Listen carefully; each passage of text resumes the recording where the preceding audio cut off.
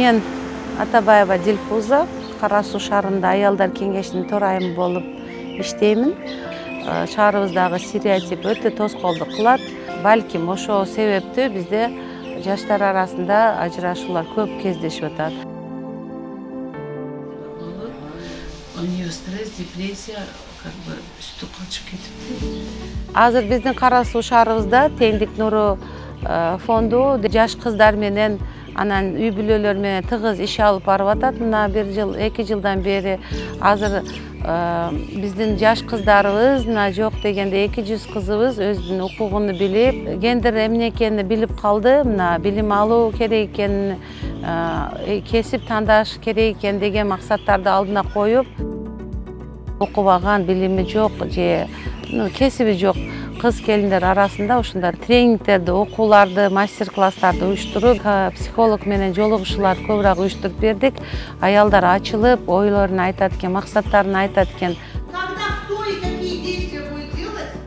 Ошо эртерникеге тийүү, ажырашуу же зордук зомбулуктан алуу максатында биз Кара Сууда мына коомдун алдын алуу борборлору уюштурулган, аялдар кеңеши, жаштар комитети РОБД менен тыгыз байланышта иштейбиз.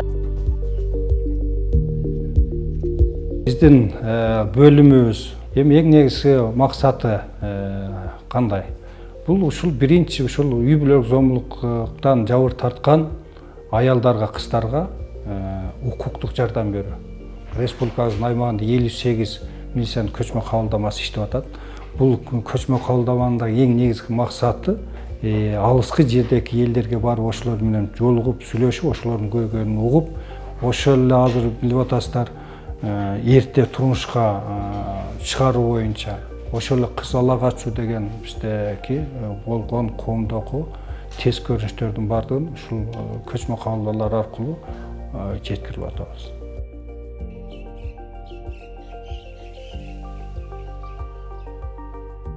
Были внесены изменения в закон об охране семейного насилия.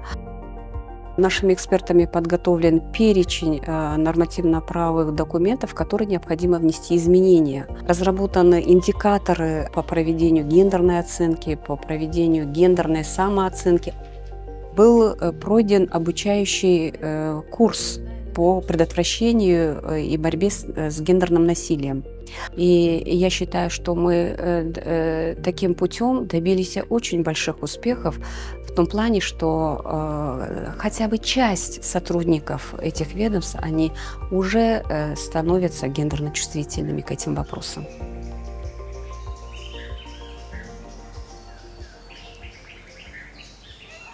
Менин атым Мамасалиева Мухтасар. Мен 14 жаштамын. Виноградный айылында жашайм. Эң эле чоң маселе бул эрте нике болот.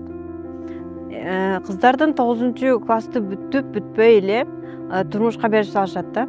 Менин үй бүлөм негизи эле кичинемден эле билим алуу керек деп билимге басым жасап келишкен. Ар тараптан колдоо беришкен негизи эле. Мен спортко кызыгам. Спорт дегенде бул спорттун түрү бокска кызыгам. Бирок боксту бул негизи эле спорттун керектүү түрлөрүнүн алар деген эркектер деген машыгышат да менен аялдарга эмес деген стереотип бар да негизи элечи. Анан ошол стереотипке карабай ата-энем мени кызыкчылыгымды колдошкон да. Мен гендердик теңдик маалыматтары керек деп, аябай керек деп ойлойм. Себеби кээинки кыздар адамдар бул эркектин иши деп ойлогон нерселерди жактырышат да, алар кызыгат ошол нерселерге. Ошол гендердик стереотиптерди жок, бул стереотип экенин билишсе, ошол как бы өзүнүн кызыккан иштери менен айланышат да как. Азыр бирок 20 кыздын ичинде карасам, 20 кызда аябай өзгөрүү болду. Биздин мектептегини алып карасам, алар өздөрүнө план коюшту. Бул долбоордо бизге күндөөлүк берилген болчу. Биз күндөөлүктө ошол газ сыкмасы бар болчу, ошол керек сапаттарды билүү үчүн ар кандай күндөөлүккө ар кандай ыкмалар киргизилген болчу. Ар кандай суроолор берилген.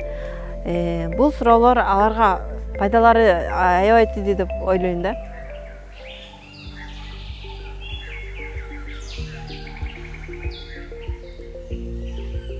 Менин атым Салтанат.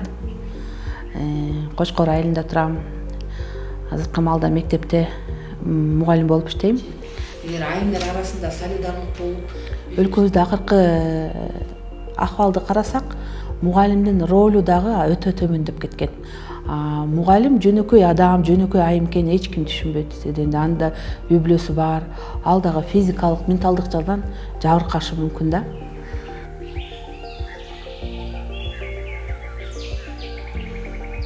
Ошо фитнес зал бул февраль айында ачылды. Негизиле бул Кочкор жергесине биринчиден болуп ачылган үчүн өтө кызыктуу болуп, көп адамдар талап суроо бар экен.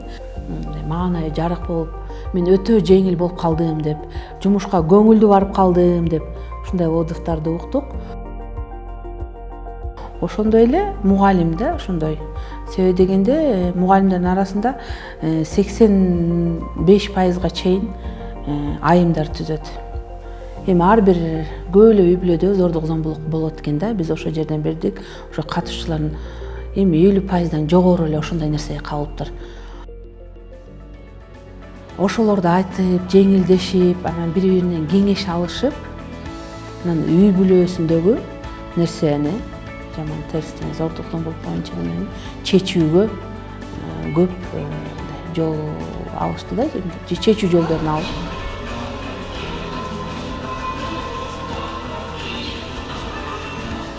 Себеби дегенде келечек муунду физикалык, менталдык жактан ден соолугу чың мугалимдер болсо, маанайы жакшы болсо, жакшы келечектеги муундар тарбиялайт.